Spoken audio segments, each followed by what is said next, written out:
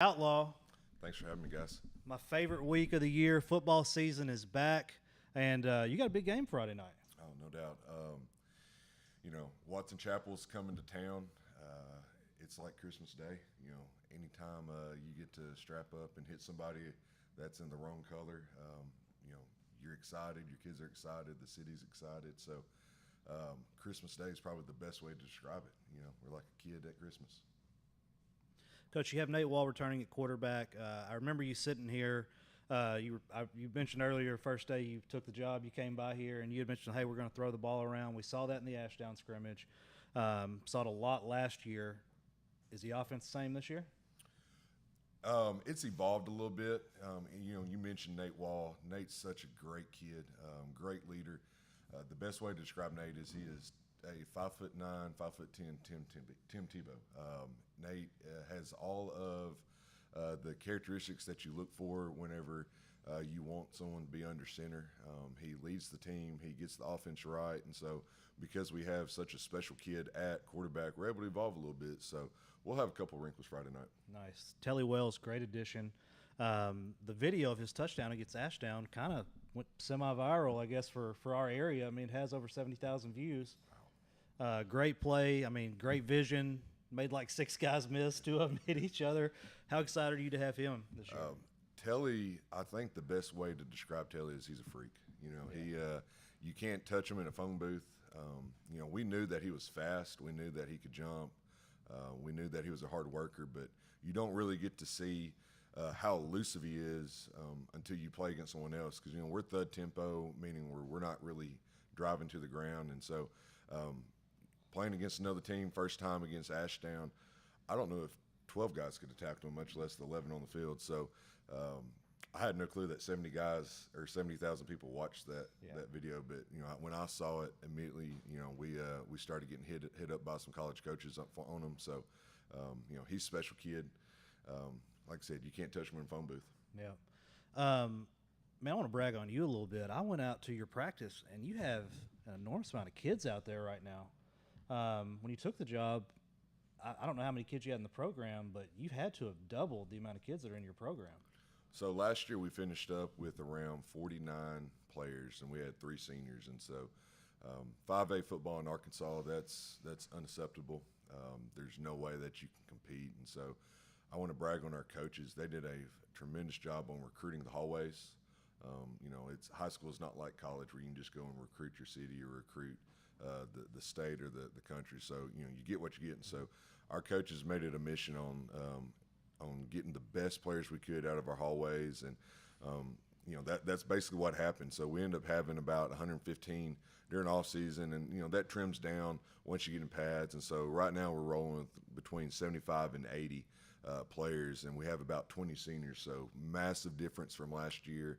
The leadership is different. The culture is different. We're really excited about the growth of where we are, but we keep telling our guys we're not there yet. It's something that's continuing to evolve, but we are very happy to get the numbers back up at Arkansas High. And the underclassmen, they're playing as well.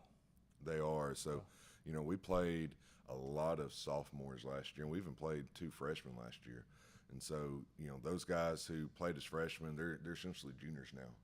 But we get them for another 3 years, and I don't remember the exact number we had the sophomores playing last year, but I want to say it was between 13 and 14 sophomores played on either offensive or defensive side of the ball. And we're not just saying 1 or 2 plays. We're talking about they started for us. So meaningful minutes. They're going to be well more experienced than they were last year, and that experience is it's so important at high school level.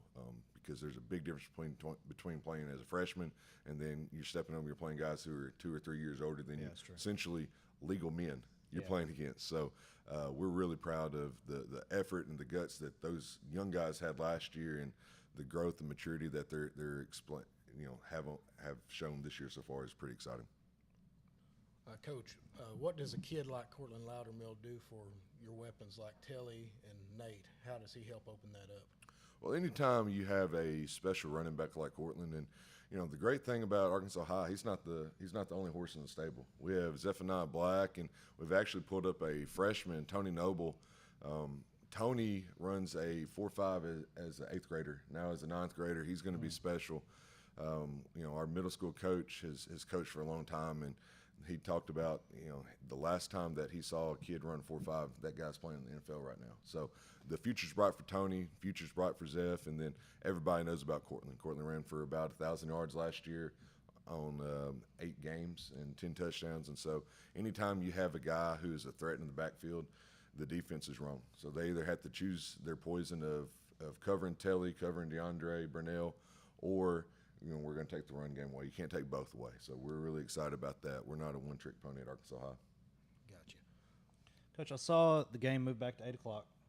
And I guess it's happening in Texas and Arkansas. It's called water bulb. Is that what it's called? Wet bulb. Wet bulb. All right, that makes more sense. I don't know why I've been calling it water bulb. Y'all been out in the heat, though. I mean, I see y'all schedule. Like, y'all been working all summer. But can you even prepare for 4 quarters, as far as being hydrated? Is it even possible in the kind of heat you're going to play in? I think so, and we expect it out of our kids. We tell our kids you're not allowed to cramp. Yeah. But we're serious about that because we're talking with our athletic trainer, talking with specialists, with the doctors across our city.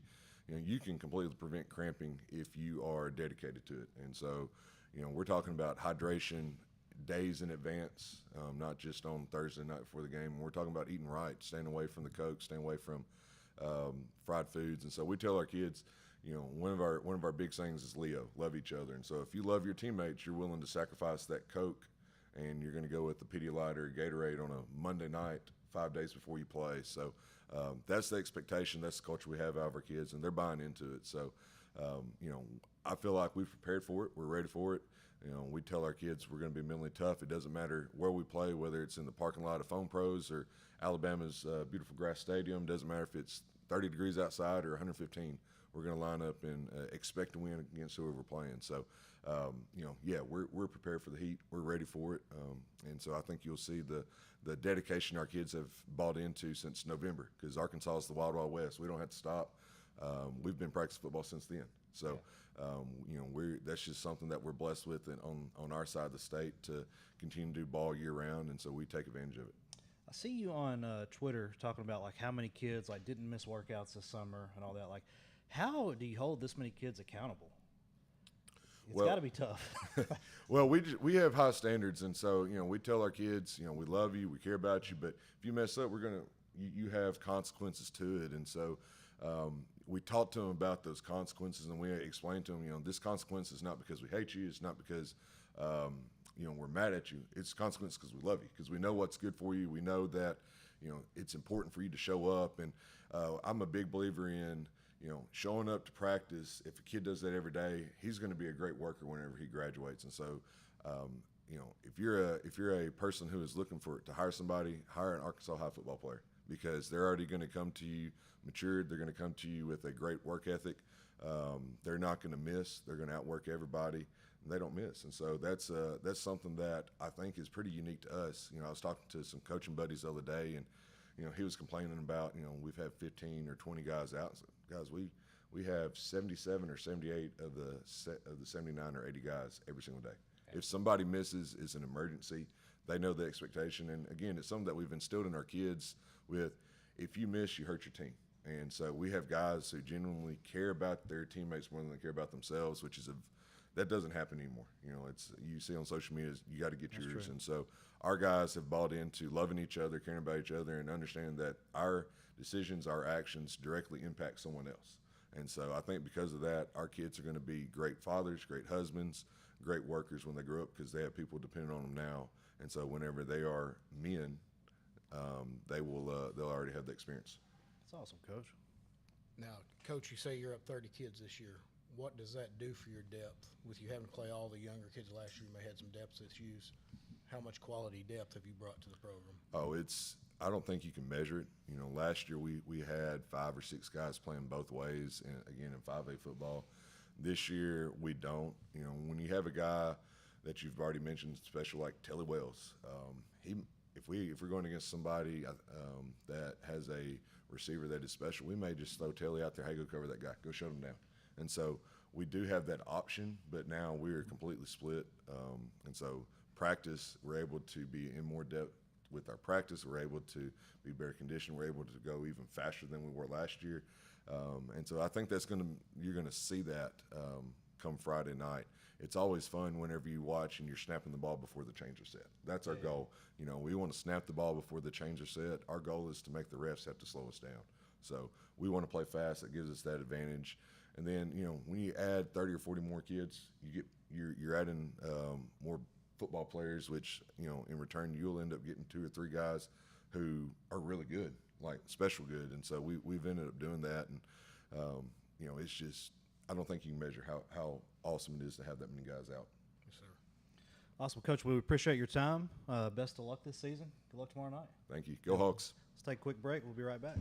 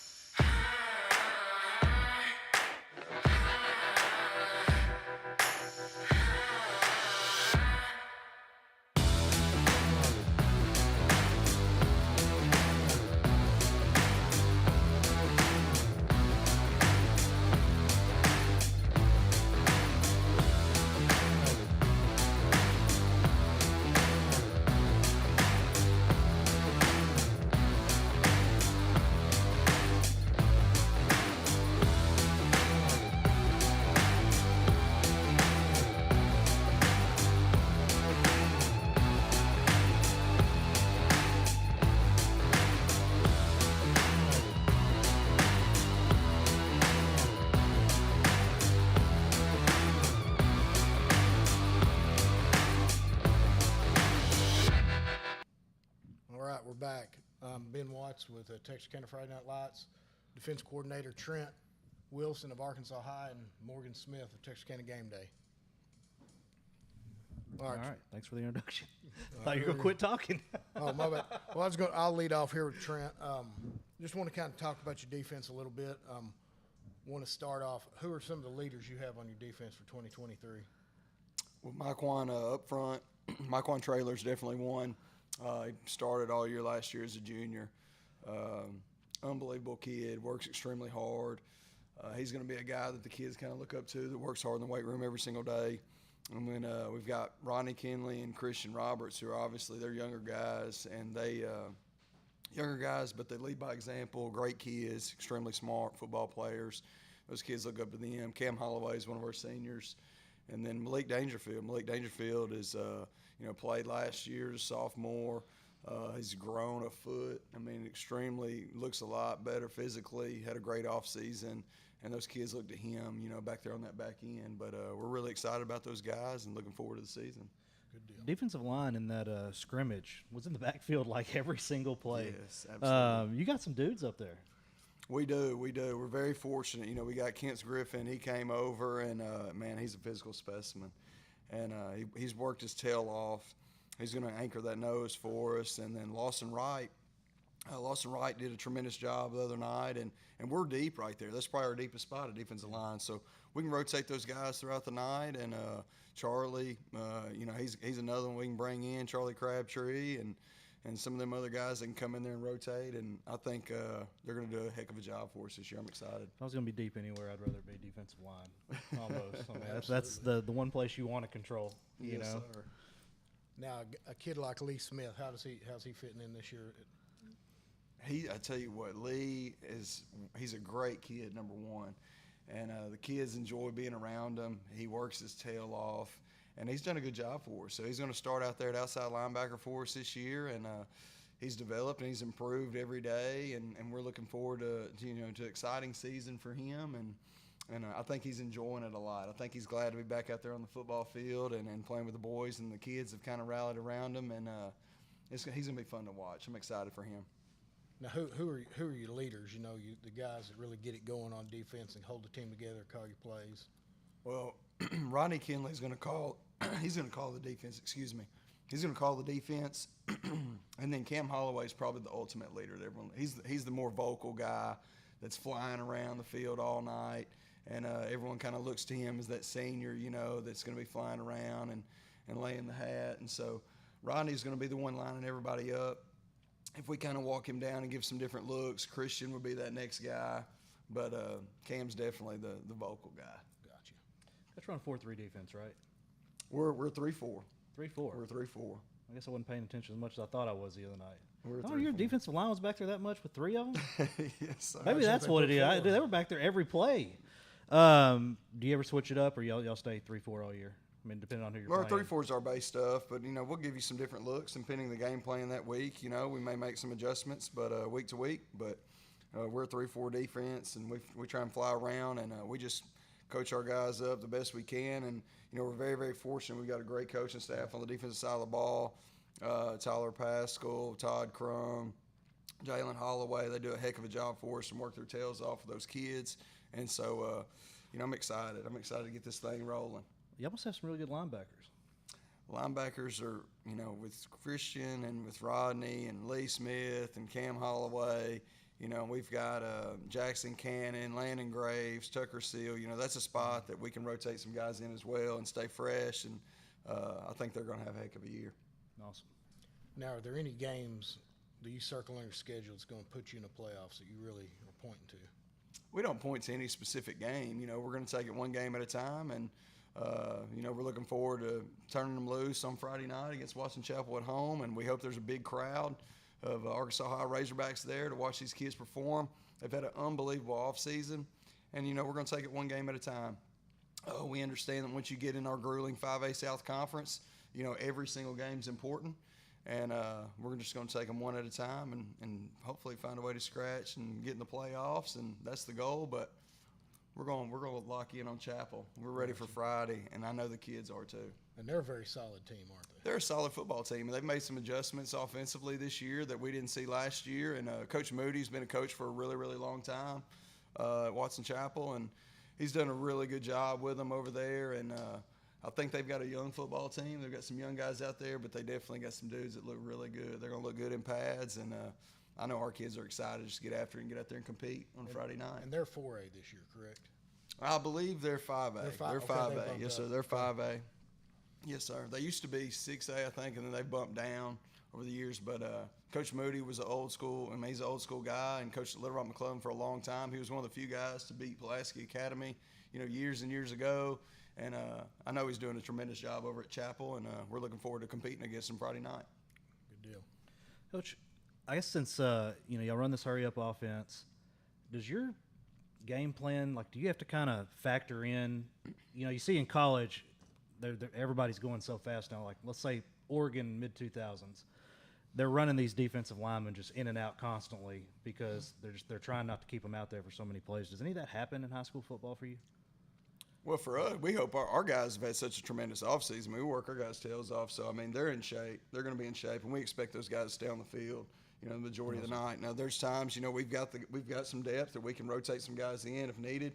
But there will be, quick breaks and then get back out there. But our guys are in shape. Coach Outlaw, he gave those guys a tremendous offseason over the year, set that up for them. We've challenged our kids. We've tested our kids. They're ready to go. They're ready for Friday night. We're ready to turn them loose. But we're in shape. We're ready to go. Now, we've been told next year y'all will go to 6A. What can you tell us the difference in 5A and 6A in the state of Arkansas as far as talent? Well, the travel is crazy. The travel is the biggest difference. You're traveling 4.5, 5 hours for conference games, But talent level, 5A South has got some tremendous talent. Parkview was 6A forever, and they drop down and they're in 5A and they're dead in the middle of Little Rock. So, they're one of the most physical looking teams you'd see. They look really, really good. High level football team, and they could easily be playing in the semis or finals in 6A. So I think the top end of 5A and the top end of 6A are similar. Maybe there's some depth there at 6A that some 5A schools in the lower part of 5A don't have. But, we're looking forward to the challenge, and we're not going to shy away from anybody. Another thing on that, who will be your new conference foes for 6A? Well, I think there's some things up in the air with that right now. Initially, AAA had kind of put all that out there, and I think there might be a new equity factor in there that the AAA is looking into right now to kind of realign everyone to how it used to be realigned. So I think Coach Outlaw and then ADs and head coaches across the state are kind of waiting on that stuff to die down, and then everyone will have their new conference schedules out for next year, probably after the football season. Gotcha. Awesome. Well, Coach, man, we appreciate your time. Best of luck tomorrow night. Best of luck this season. I appreciate it. Y'all come out and watch us, man. All right, brother. All right, go Hogs. Yes, sir. Let's Go take a quick Hogs. break. We'll be right back.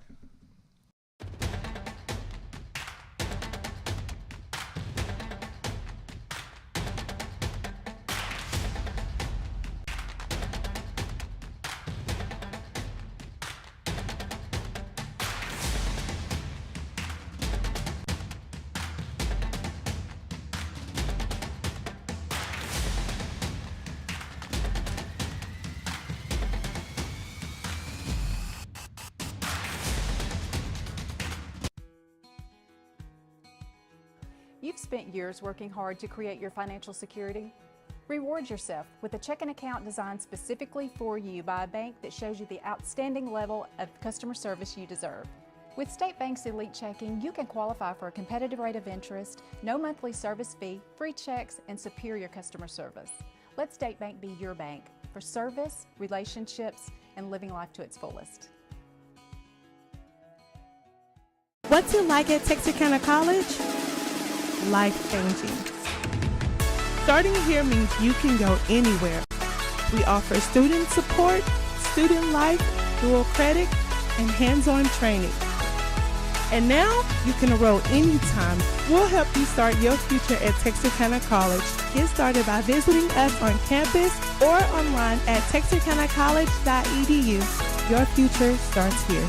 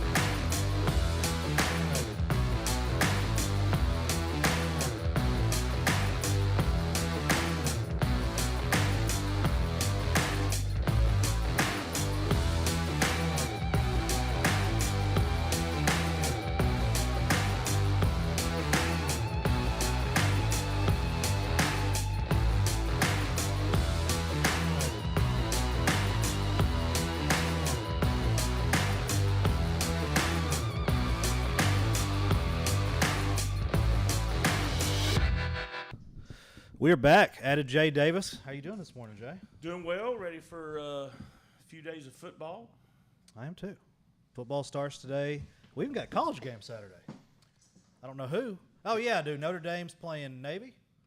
That sound right?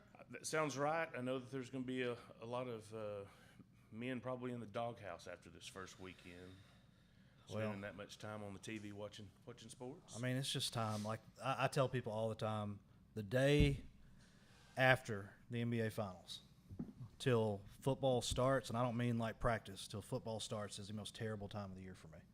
There's nothing for me to watch on TV. I'm not going to watch Major League Baseball. So it's just terrible for me personally. Yeah, it's that way for me because I typically don't even start watching baseball until playoffs get a little bit closer.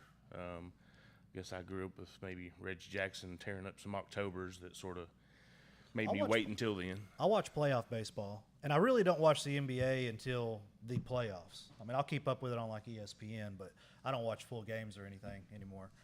I'm just so dang busy. Yeah, last night I actually had to work in my fantasy league football team. So I gave up fantasy. Are you going to win, Jay? Probably not. A little weak this year. What's your team name? OPM, for other people's money. There you go. I got into this league and started talking trash the very first year, and I won it. And so I changed my name with OPM, and I actually have to come in third or better this year to keep that name because I've basically run out of their money for league dues. Y'all remember a few years ago when they put that dude on state line because he lost his league? I've tried to convince tattoos to the loser. Oh, man, see, I ain't doing a tattoo. They didn't want to jump on I ain't that. doing a tattoo. All right, well, let's get to it.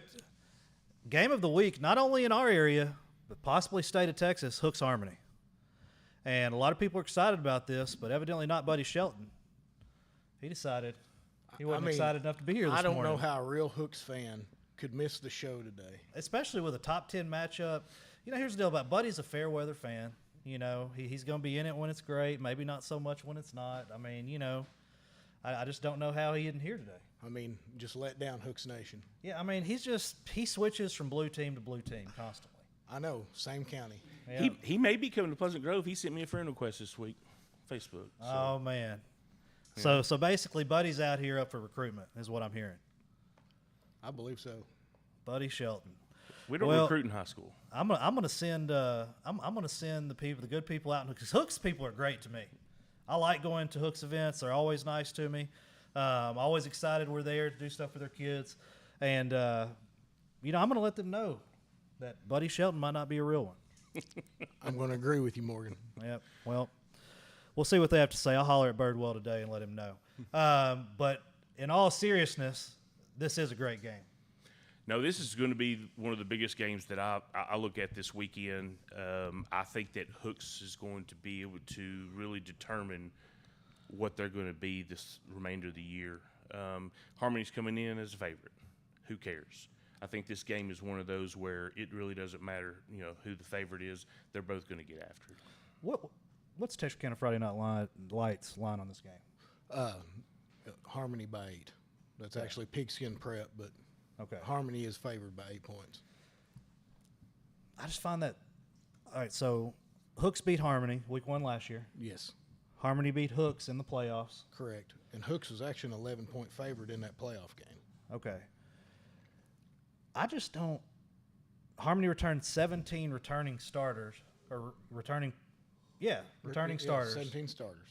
But the practice I went to early two-a-days at Hooks, I don't know that I've ever been that impressed with what I saw.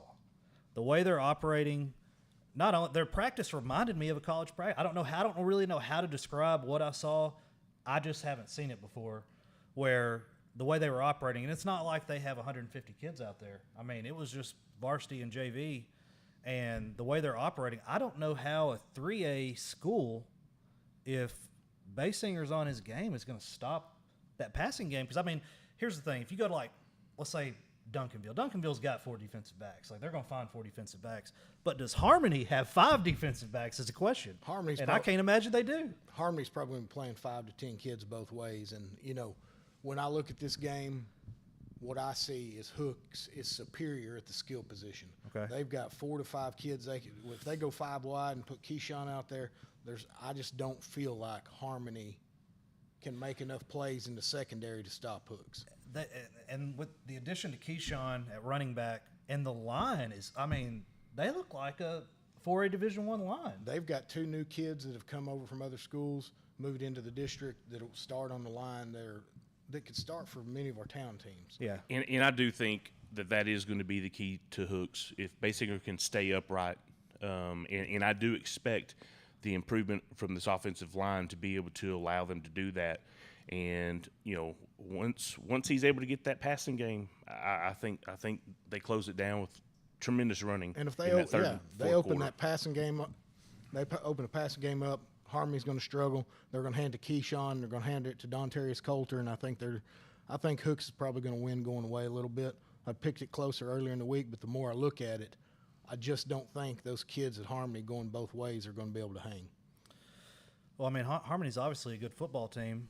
You know, and I'd said earlier, I was like, well, you know, I don't really know how to pick it because I hadn't seen Harmony play other than watching on an FHS last year. It really, at 3A, it depends on who the 17 guys returning are. I mean, let's say you lose your quarterback. I mean, you know, or you lose your star running back or star whatever, you know. And how many of these 17 returning starters, I didn't mean to use air quotations, but 17 returning starters actually played and weren't just brought up in the playoffs, you know. Because, I mean, that stuff gets fudged, you know. Well, they have Boston Seahorn coming back at quarterback, which is he's a very good player, but at the end of the day, I'm not sure he's any better than Basinger. And, you know, that doesn't bode well for Harmony. Basinger's a great quarterback. Seahorn's a great quarterback. But there's just weapons all over the field offensively for Hooks. And they're going to rely on him and their little running back. And if you contain one or both of them, Hooks wins. I'm excited about this game. I think this also is going to be one of those games where it comes down to that chess match with the coaches. I think Birdwell has probably had this game circled since it first came out, and he knows how important this is. And I'm confident that both teams will be prepared, but I'm gonna give the edge, to Birdwell and his preparedness as well. Well, last year in the playoffs, really what happened is in the trenches, Harmony pushed Hooks around. That'll do it. Like you say, we don't know what they've got coming back on those lines because of the 17 starters, but Hooks is vastly improved in the middle. I imagine Buddy Shelton's disagreeing with you somewhere.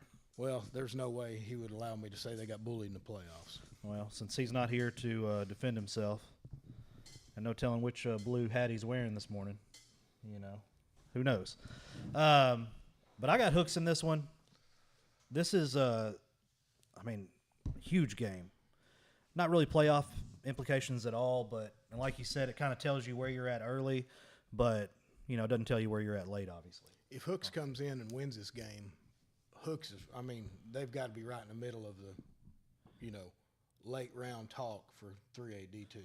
A lot of places already have them picked to make the semifinals, and 2 different organizations have them picked to play for the state championship. So it'd be great to see them playing in December.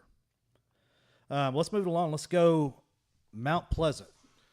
All right, the Mount Pleasant Tigers. We've got one of our moderators on the board, Randall McMinn, huge Mount Pleasant fan. Good His dude. son's a quarterback.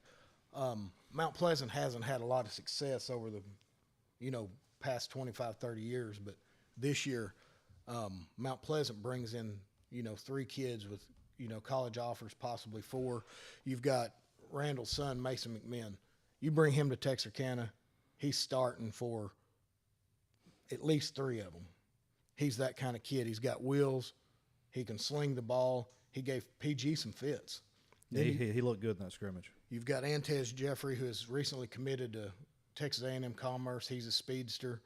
And then you've got Tristan Money Thompson committed to Louisiana Tech. They got some guys. They're going to really, in that district that Texas High is in, Mount Pleasant has a legitimate chance to be a playoff team this year. I don't think they can win the league because, Texas High, in my opinion, is a step up from everybody else, but they can sure compete with the White Houses and, the Hallsville and Marshalls of the world. I know we'll get to Texas High later, but that particular conference, Marshall's going to be way up this year, and White House can win the district as well. So it's evened out more than we're used to. Correct. Well, This year it should be anyway. And for me, Mount Pleasant is going to have their underclassmen overperform. I think they're going to have some freshmen, sophomore, step up. They've got a lineman, last name Craig, that's sophomore. That he's going to have to get in there and dig those trenches and keep that line going. And so, I think that for Mount Pleasant to have a lot of success this year, their underclassmen are going to have to overperform. In Mount Pleasant, you go to a Marshall game, and they have 100 kids on the sideline. We know Texas High. Their entire sideline, 30 to 30, is going to be full of kids tonight. White House, huge program, a lot of kids. It's not that Mount Pleasant doesn't have a big program, a successful program. They just don't have the amount of kids playing football that these other schools have. You talked, Coach Outlaw just a little while ago alluded to it. He's got 30 extra kids on varsity and how big of a difference that makes. You could look at the scrimmage. It didn't look like they had a lot more players in Pleasant Grove. I believe I counted one time they had around 40, 41 on the varsity, and that's about what Pleasant Grove carries, and they probably had about the same on JV. 5A Division II football is going to be extremely difficult to compete with 40 varsity football players. And that's not like a coach's fault or a school's fault. It's just that's just what it is. If you have, can you imagine Texas High showing up tonight with 40 varsity football players? It'd be a very bad night. It would be, but they have to play with that every Friday night. So, but McKinn's son is a great quarterback. Oh, I didn't know that was his son. I was saying, God, this kid's good. He's a gamer. And he, I think that Mount Pleasant can get to 6-4. That could get them that 4 seed, and with where they've been, that's a tremendous success. So I guess my daughter's watching. So I finally got to. Daughter comes out this morning wearing her volley. She made the volleyball team. They have her first volleyball game tonight. Of course, I can't go, but she picked my old high school number 21. Nice. Really excited for her. We had the conversation this morning. I was like, hey, no matter how much you play or don't play, the one thing you can control is your attitude. Like, that's what I want you to focus on. You know, cheer your teammates on. If you get to play the entire game, great. If you don't, that's fine. Just, you know, have a great attitude. And she's turned into, you know, a long ways from her Little League soccer, which she picked a lot of flowers. She's going to be embarrassed right now, but she picked. It was very difficult watching her pick flowers during soccer games. But, man, she's turned into a great athlete. I'm really excited to see what she does. I mean, she's doing volleyball, cheer. I mean, she wants to run the 400-meter hurdles. I have Or no 300-meter hurdles. I'm like, you really don't want to do that. That's the worst event. Oh, my God. But You will make the track team if you tell the track coach you're willing to do that. oh yeah, they're gonna find. She may run varsity track. She wants to run the 300-meter hurdles. But excited for her and have a great day. All right, let's go Texas High. I see you have Pleasant Grove and Texas High. Let's go Texas High first. Texas High plays tonight. Texas high school football kickoff. Originally slated for 7, moved it to 7:30. Texas High is going to have another loaded team, but they play loaded teams. That front half of the schedule for Texas High is brutal. Yeah. You know, you want to just kind of survive to be plus 500 when you get into district and then rack up some wins. Well, they have the talent to win them all. It's just, do they have the depth with the same talent to win them all? You know, they're returning a quarterback that got a lot of snaps last year. They're returning a top running back in the country in his class. Sophomore this year, Javari Johnson, another running back. He's going to get a bunch of carries. They're spreading the ball out more. I think you'll see probably the most pass-heavy offense we've ever seen out of Texas High going forward. Well, and I actually like this preseason schedule that Texas High has, because I think that it's going to prepare them for that second and third round matches that they're going to pick up in the playoffs. And, you know, that iron sharpens iron goes a long way in football. 1 or 2 September losses could do Texas High a lot more good than a couple of cakewalk wins. Oh, you know, absolutely. last year they started off, you know, they beat everybody early except for, you know, Lone Star, and they were honestly kind of on cruise control, and then it's just like overnight it got hard for Texas High. But this year, with who they've got, I think that's going to benefit them later on in the year. Yeah. Coach Stanford's got a great program. He's got some great kids in the program. I'm really excited for this offense. I think you're going to like what you see. You'll see a lot of T-ball in the slot. I mean, they're going to spread them out, and they're going to get the ball out quick. You know, they have a lot of kids that are going to be great on the offensive line. They're just young. You don't know yet. Like, you don't know how they're going to play tonight, and that's my biggest question for Texas High right now is, I got to see the offensive line in a real game. Now, do they have a package where they can get Javari and T-ball on the Oh, field at the yeah, same yeah. time? Of course they do. But I think just the unknown at that offensive line position right now is, you know, let's spread it out. Let's get the ball outside of the tackles quick. Yeah, you got the two D1 kids that are 10th graders that already have the offers.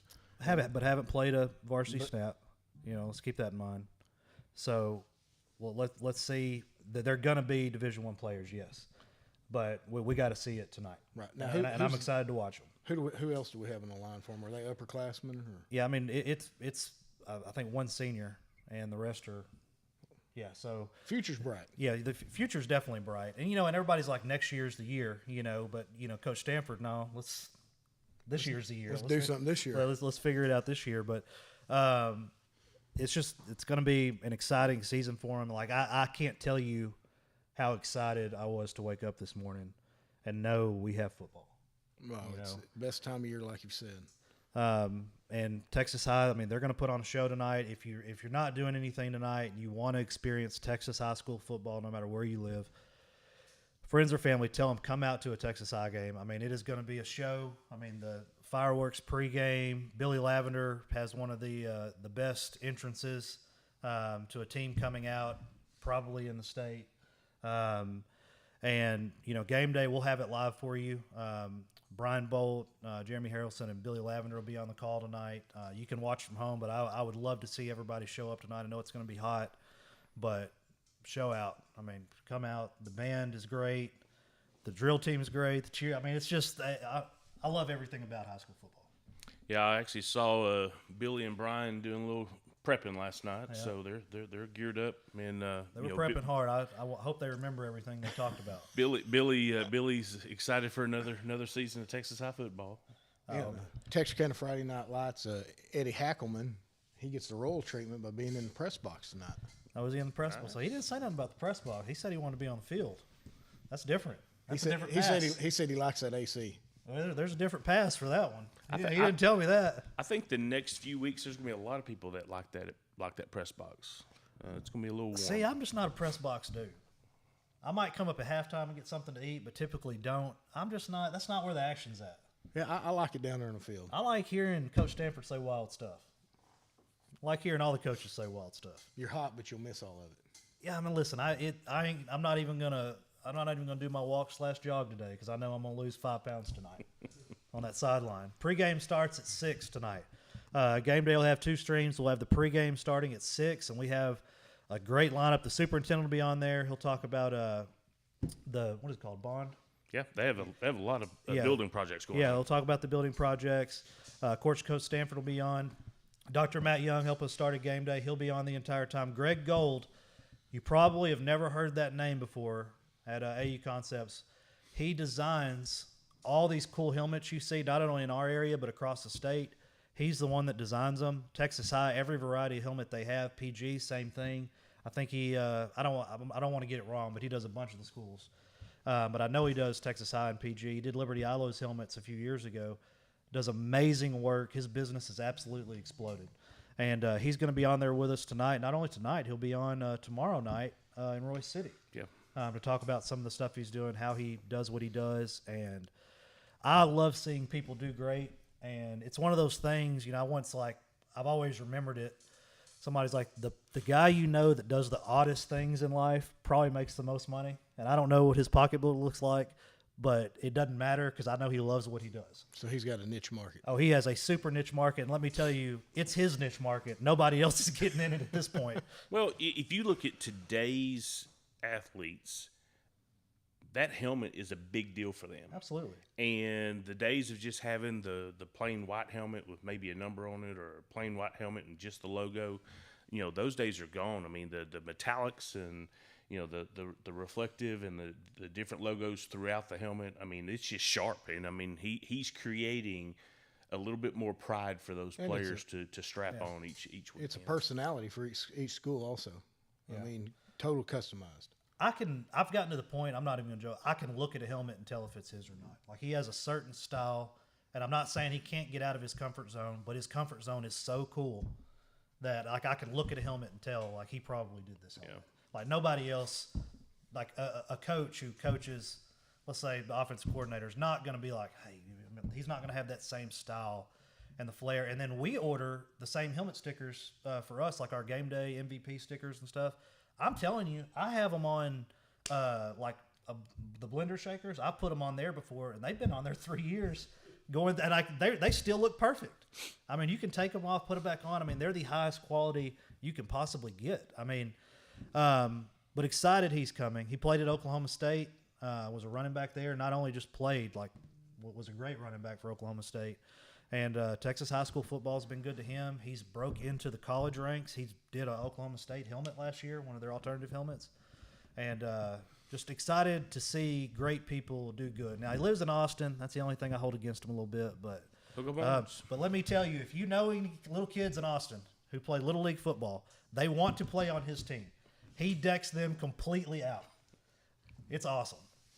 That's how I think the first time I saw him was the Little League uniform. Like, one of his posts went viral or something, and I was like, golly, dude, these kids are decked out. I mean, I'm talking from head to toe. They had the drip. Oh, man, did they ever. But anyway, I'm a fan of Greg. Excited he's going to be here tonight.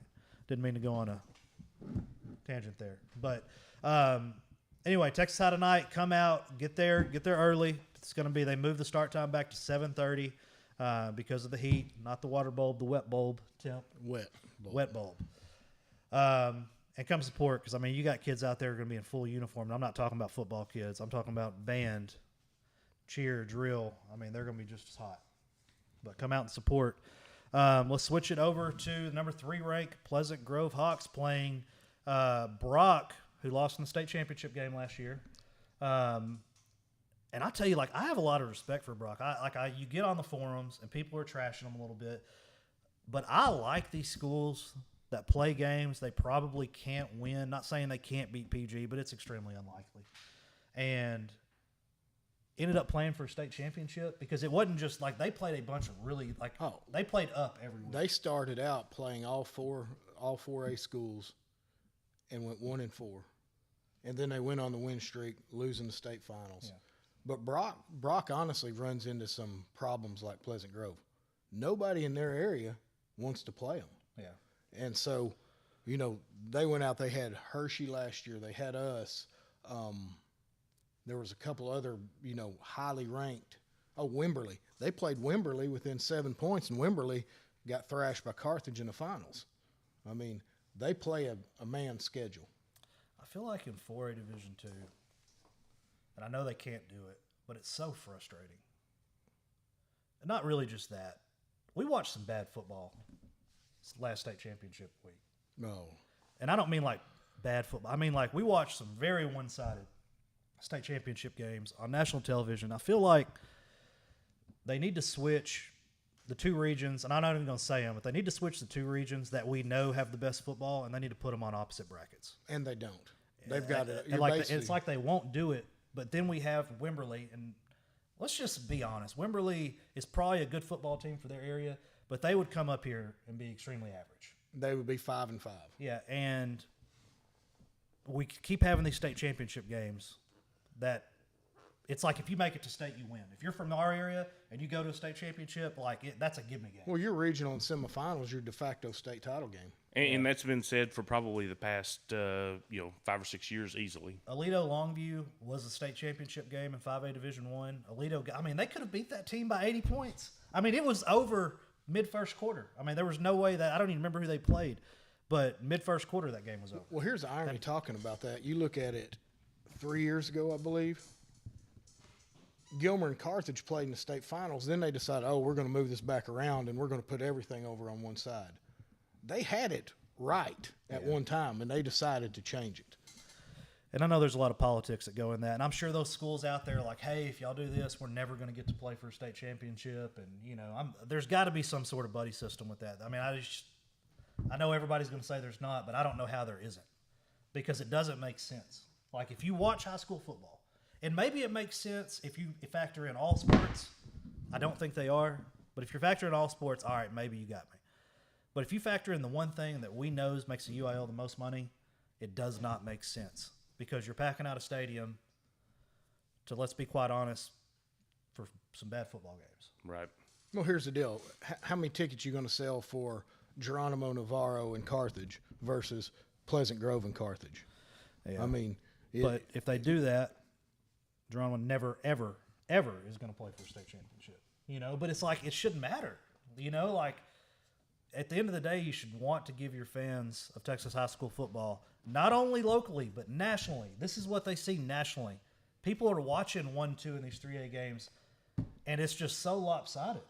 Every game. Like, it's not like it's close. Like, I can't remember off the top of my head till we got to, I think there was one 3A game that was close, and then, of course, the 6A game was. But outside of that, lopsided. Everything's lopsided. And, the only reason those 6A, they just don't have enough of them for it to be, not lopsided. Now, what's your pick for PG? Oh, I got PG by whatever they want to. Brock, I think there's no way Brock comes out. They're not going to shut Brock out because at some point backups will go in. And I know that everybody sells this as, Brock's, going to be great. And I'm not saying they're not. Well, they're very good, but they're going to – Brock is a Division I 3A team. Yeah. They're a classic 3A team. They're playing 8 to 10 dudes both ways, and at the end of the game, just like last year in Greenville, they're going to get ground down. They're going to compete for a minute. I'm telling y'all, I've been covering high school football in Texarkana since 19, and we know how great that 19 Pleasant Grove team was. And I will never ever say anything bad about that team. those kids were great to me. But I'm telling you, the skill position kids are way, way better, just as a whole this year at Pleasant Grove. Now the line yet to be seen, but the skill position, like who is going to match up with them? No, I think Akari is very excited about this year's. I call them tools around him that he's going to have access to, and all the many people that he's going to be able to throw the ball to is just going to be exciting for Akari. Akari has looked very, very well throwing the ball back there. And so, I do think it's going to, it's going to come down to that offensive line and whether they're going to be able to protect Akari. I think you're going to see a lot more of moving Akari around to then throw the ball, just to make sure that, it keeps the defenses a little more honest. But the days of packing the box against Pleasant Grove, I think, are going to be short-lived this year. It's just, there's just too many weapons. Now, and then the question becomes, well, can they get the ball out in open space? Like, I've seen some, like Gibson was showing me some variations of plays they have, and like one of these, I don't know how you stop it. If the RPOs run correctly, I don't know how you stop it. And how many outside of Carthage, which does everything great, I don't know too many 4A teams that run a RPO effectively. So they'll be able to get the ball out in open space, and then Lance creates such a big problem because you don't want a linebacker one-on-one with Lance in the flats. He's going to lose. Yeah. And even if he doesn't, that stiff arm is violent. So, and then Caden McFadden is a problem. And then, like, all these guys, and I'm not going to go through and name everybody because I'll forget somebody and somebody will get mad. But they are just a problem this year. And I don't mean like a small problem. Like, they're going to be a big problem for everybody they play. And they play a tough schedule. They can't get anybody to play them. So, I don't know. We'll see how it plays out. But I'm expecting, 21 to 28 point win for Pleasant Grove. I believe so. I think we picked 17, but I mean, it's highly, last year they won by 21. If they won by 3 or 4 touchdowns, I wouldn't be surprised. Yeah. And, people are, I think game day gets hundreds of messages. I'm not going to say a day, but over a week, we'll have 300 to 500 messages. And like, people are, they just want to talk football. And that's the thing. Texarkana Friday Night Lights has been great for that. With the amount of moderators y'all have, and like people can get on there and talk football, where like on our end, we have to kind of bring that back in. Like, we're going to report what's going on and keep you up to date, but we don't really want you on our page, right, starting trouble, right. Let's do, because it always happens, and like that, the Texarkana Friday Night Lights is great for that. Y'all want to talk football, with a group of people, Texarkana Friday Night Lights is great for that. The partnership with us has been great. I mean, it's kind of one of the things, we like to be the first organization in our area to get news out and bring it over to Texarkana Friday Night Lights, and y'all talk about it, But Akari Johnson, they have not let him run in a scrimmage yet. Their offense that you've seen has not been opened up. Oh, it's 5% or less. Yeah, so we could see Sursa 2004, 2005, Vince Young type of numbers every game from Akari Johnson this year. I mean, it could be historic, the kind of season he can have if he stays healthy. No, I think there's some long-standing passing records that could fall this year for Pleasant Grove. Absolutely. I was looking at the city numbers because there is that chance that he could go. The way he runs, it would be hard for him to break a passing record citywide, but a total yards record I think may be attainable for him. It's just it can get wild. I mean, but they're playing quality opponents. They're going to have some district opponents that just Spring Hill has no business on the field with Pleasant Grove. North Lamar either, but should be semi-competitive games with LE and Pittsburgh. Then you've got Gilmer. Yeah, Gilmer's the one. Like, that's the one I think everybody's excited for. I hate they're not playing last game of the season. It kind of takes the luster off of it. It really does. I mean, what are they playing? Second game or district or first game of Last district? year they played first. I'd have to look for this year. Yeah, I mean, it's just kind of sucks for the fans. Like, for me personally, I loved it when it was very last game. Winner take all. Yeah, and it's winner take all anyway, but it's not as great. I did like the schedule to where PG's bye week is just before Gilmer. So You know- I do like that. Was it 19? Gilmer took 2 weeks off before the Pleasant Grove game. That's wild. That is wild. But is what it is. Well, I think with Brock, they've got a transfer running back, Vance Guthrie. I'm interested in seeing how he's coming from the 5A level, and he started there from Axel, I believe. Well, how did he stay out of Panola County?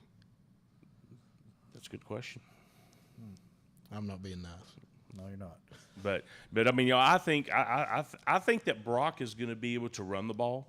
They've got 2 tackles that are beasts. Oh, I think they had some success. I early. just think that it may be that they don't have enough in the tank for Pleasant Grove, and that's been the MO for Pleasant Grove. In a lot of their wins, where it's that third and fourth quarter where they really start pulling away. Well, Brock is a 4A Division II team. I mean, they'll be 4A Division II. they will be next next year. Yeah. So I mean, they have the numbers there. It's just there's a difference in the program that we see at Pleasant Grove was just off season. Like it's weird to me. Like all the kids look the same, and I know that sounds weird, but like they all have the same build. So it's obviously the workout program they're on. Everybody's not missing, and the diets that they've changed people to. Like I mean, there's been kids. They have a guy on the line that had to have lost 100 pounds. They have another kid, a manager on the team. He's lost 85 pounds. Like they have them on these diets, and like the kids just look good. I don't know how to explain it. They look like football players. But we're running out of time here. Let's move it along here. I think everybody's got Pleasant Grove on that one. Liberty Ilo has Henderson coming to town, and I feel like Liberty Ilo should win this game. I believe so. I think it's going to be closer than people think, but I think they're better than Henderson. I think we'll just have to see early. Britton Pipes, well, let's see how he looks. I mean, he's going to have weapons to get the ball to. The line is a year older, so they should have a good offensive line. And we'll see how it goes. I'm excited to see Cameron Hadaway. Everybody's going to show up to watch Prevo. Is it Jamon Coleman? Jaden Coleman. I'm excited to see him play meaningful snaps. Yeah. And see what that looks like. And, for me, see how Alabama football translates to Texas football. Because we know he's a player. Well, Jones is going to be knocking some heads off in defense. Jones is going to be knocking some heads. Man, he's freaking big. Like, Looks like he's grown a foot. It really does. He was out there the other night. Of course, they don't wear their same numbers. He was an 88, and he looked like a tight end. I was looking for him, and I never found him. I remember taking a picture of 88, but I thought he just wasn't there, and he was number 88. He looks like a different person almost. I don't know how to explain it, but he's gotten a lot bigger. So, anyway, excited for them. I think they get the dub. And then Arkansas High, what do you think? I think Arkansas High wins a close one. I want to see I feel like Coach has done a lot of good. The players have worked hard. Let me start with that. But, like, the work, a lot of people don't go. Like, they don't know the behind the scenes. They just see the result 10 times a season, and that's what they judge on. You really, when you're in it, like, let's say I'm in it and, like, you got to know everything, it's different because last year, I can't remember their record off the top of my head, but it was way better than what it should have been. Let me rephrase. What was expected? He did a great job last year. The amount of kids he has coming out, the off-season work that you don't see, because once again, you only should watch on Friday night, but the amount of work you see going in, like the right things are being done, and win, lose, or draw, like he's got this program going in a great direction. Absolutely. And so excited for him, excited for this Arkansas High team, but them passing the ball around, I just, they said like kids are in shape, and I have no doubt that they're not in shape. And how they bought in, that was a real testimony. But, man, like, it's hot. And, when you go nonstop for 60 minutes, like, it's just, you're going to lose a couple with cramps. I mean, you just are. We'll see how that plays out, but best of luck to them. I got them winning. I've got them winning too, and I want to take this time to just sort of challenge the community to go to the games. These students that are playing football, in band, drill team, cheer, the students that are going to be supporting, the TV streams for all these high schools, they need to have the community support out there. And I would love just sort of challenge each of these communities to sort of have it as a destination for their Friday nights. They know it's circled that they're going to go to a football game and be able to help support these kids. So I guess we have one more segment. Breakout newcomers. Yeah, I picked 4 kids in our area that, and they're not all Texarkana kids, but kids from around the area. All right. River Dobson at Falk. He's going to be a 10th grader starting in the secondary. Super athlete, headhunter. Look for him. He'll be a kid that could make All-State as a junior and a senior. Shout out River. Then we've got Oh, is that Todd Dotson's kid? Todd Dodson's kid. Oh, okay, yeah. So he's tough. I know he's tough. I know he's got some long hair. I think he cut it off. Did he really? Yeah. Good for him. He needed to. Well, then we got Ruchi Wiley, who's a defensive back at Nashville, class of 2025. He's got legitimate 4.55 speed. Cole Binkley at DeQueen last year. DeQueen had a very tough year, but as a 10th grader, and DeQueen kind of falls into that Mount Pleasant trap. They're playing 5A ball, but they don't have all the kids. But Cole Binkley, they run the flex bone up there. He's been running it since he was in about 3rd grade. He's going to be a kid that really steps on the scene for next year as a senior. My 4th one's Britton Pipes. We already talked about him. Yeah. I've said this, and some people may not like it, but I think LE's better this year for many reasons, but Britton Pipes is going to be a big part of better. They've upgraded at quarterback. He's going to be a gamer. When he's a senior, he's a kid that can make All-State in the state of Texas. Let's add Cason Levitt, my cousin at Mod. Rushed 1,300 as a freshman last year. Look for big things out of him this year as well. And there's one more kid. Speaking of Mod, there's Tristan Sissom. It's kind of hard to call him a breakout because he's been doing really good things at Mod, but he should have a great year this year and put up some monster numbers. Awesome. Well, I've got a couple of newcomers to Pleasant Grove. KJ Reeder, I think, is going to have an outstanding year at Pleasant Grove this year. Absolutely. He kind of gets lost in the mix, but he's a dude. He is, and then also Nick Bells, I think, is going to be a good newcomer for Pleasant Grove. And then my last one is going to be a kicker, who they're sort of like linemen. They don't get much luster, and you normally don't talk about them until they miss something. But Carter Buxton, I think, is going to be a tremendous addition for Pleasant Grove this year in the kicking game. And he's the only Argyle Eagle that scored against scored last year against South Oak Cliff. Real quick, everything that's going to be on game day this week. If you tune in tonight, you can watch the #1 running back in the country playing for the Longview Lobos, played at McKinney. That'll be on our YouTube page or Longview Game Day's Facebook, or you can check it on the Longview Game Day app. Texas High welcomes Lone Star. That'll be on our YouTube, Facebook, and Texarkana Game Day app. Pregame starts at 6. Then we'll stop pregame. Then the live stream will start about 7:20 for that game. Tomorrow night, you can watch Liberty Ilo Henderson on Texarkana Game Day, same YouTube, Facebook app.